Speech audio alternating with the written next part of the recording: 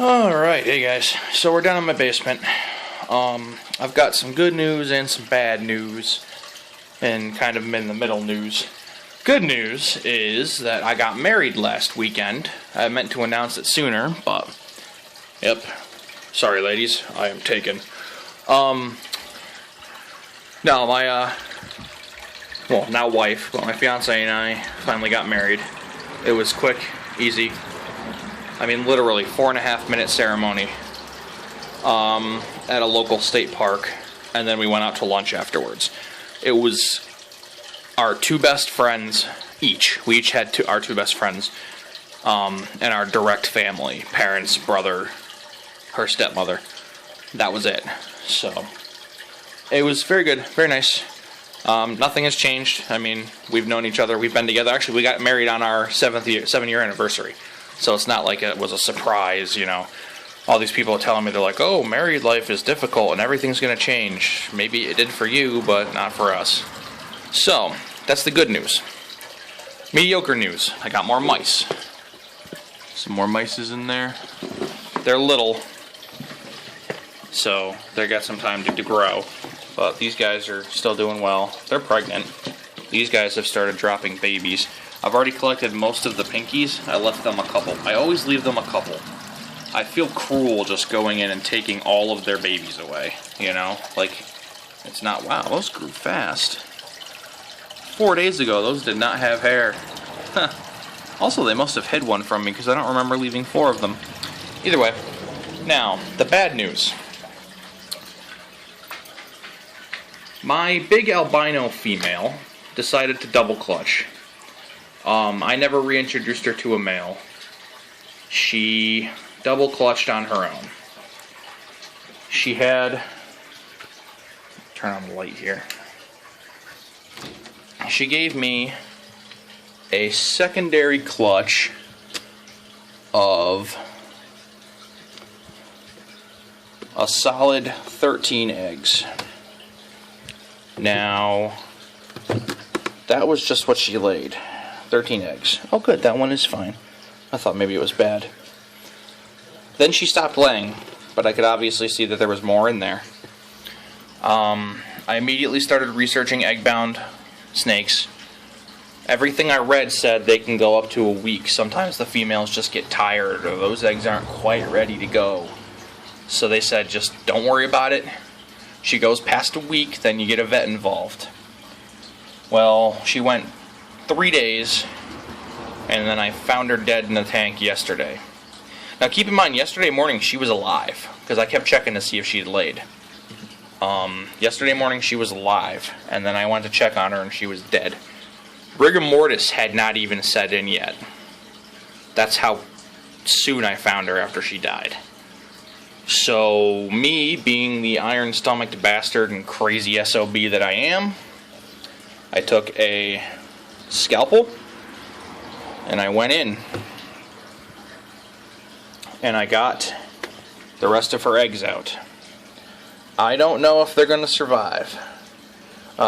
She had 2 slugs, and then one of these popped mid-transfer. I mean, they're not white, they're kind of yellowish, but they look like they're alive still. So if she had finished laying and survived laying, she would have done 13, 21, 22, 23, 24 more on top of the 32 she gave me before, putting her at 56 eggs for the season. I think that's a record. I don't know for sure if it's a record, but I think it is. I'm hoping these survive. You know, I'm bummed out. I hate losing animals, especially animals that are that nice. She was a monster. She was obviously a great producer. You know, I mean, I didn't introduce her to a male again. She double clutched on her own. All I did was feed her. And she was ravenous all the time. So, but this isn't my first rodeo. Obviously, I've lost snakes before, you know. I lost most of my collection of ball pythons to that respiratory infection. I've lost hognoses to unknown illnesses. Well, not illnesses, just unknown. You walk in and it's just random dead. Sometimes it happens. You know, there's tons of stories out there of snakes randomly dying. On the plus side, she did give me 41 good eggs. 49 if those 8 survive. So, I mean, she definitely gave me a chance of replacing her with a female albino conda. So, this is my, well, those 2 big ones are the het albino. They're still going good. They might even be twins or just really big babies. Those 2 I pulled out of the albino girl's clutch in case they looked like they were going to start rotting. They're not, so that's good. This is the albino girl's first clutch. They all still look good. So I think they have maybe 3 or 4 more weeks left. Actually, you know what? I should rearrange this so that all of the albino girls' eggs are on the same side of the incubator. Yeah, so just to give you an idea, this is all the albino girl. All those.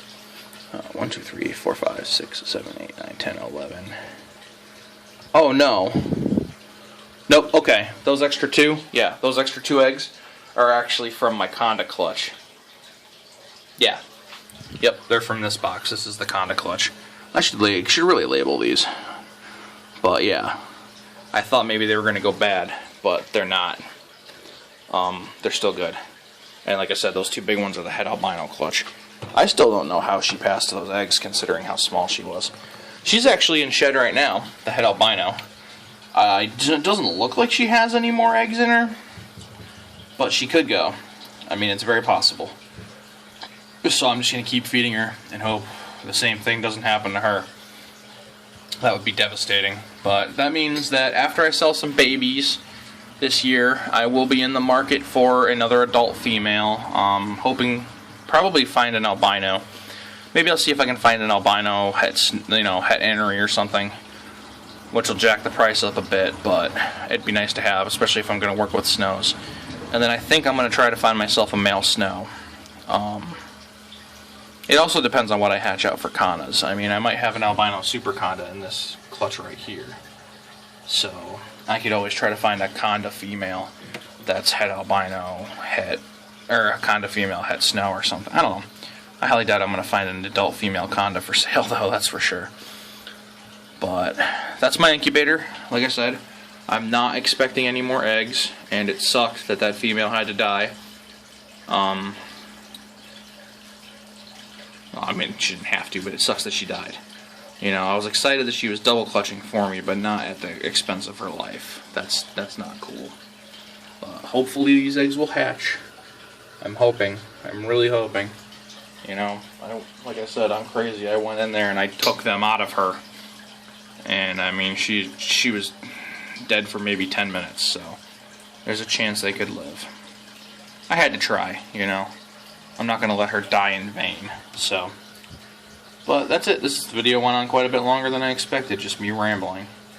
So, if anybody wants to see the wedding video, I can probably upload it. You know, I don't really want to upload it here. I'll upload it to my Facebook. YouTube can be a pretty vicious place, and I'm fat, so. I'm actually working on that. I'm planning on this week or next week starting a legit weightlifting program, like the 5x5 program probably. And I'm back on keto for my dietary. So I'm actually down 6 pounds. I've only been on keto for about 2 weeks. But I also haven't been exercising, so that'll up once I lose or start exercising. But anyway, I'll stop rambling. That's what happened. And if you know anybody, or if anybody has an adult female albino hog that they're looking to get rid of for a decent price, and you accept payment plans, I can put a deposit down. You know, it'd be over a couple months. Obviously, the biggest, or I could trade. I would be willing to trade. You know, I'm going to be looking at hatching condas, het albino, and possibly albino condas. Like, I would trade a male for an adult female, an albino conda, assuming I had extras, you know. So, keep that in mind, too. But an adult female het snow, I'd be interested in. Just stuff like that. If you know anybody, let me know. Anybody, you know, they take payment plans. I can set up payments, and I'm good for that. Everybody knows that. I'm good with my payments. I've not backed out of a deal. So this video's 10 minutes. I'm going to cut it out. Out.